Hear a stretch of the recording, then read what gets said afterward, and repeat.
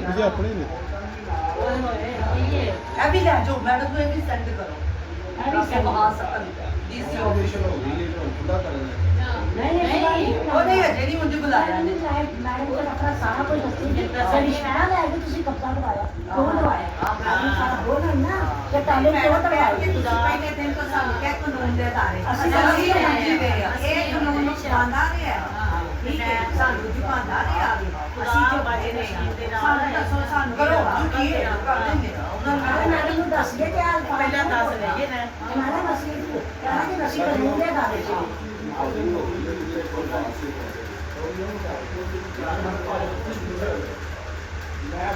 अच्छा चला फटाफट उसको देख लेना फिर चले जाते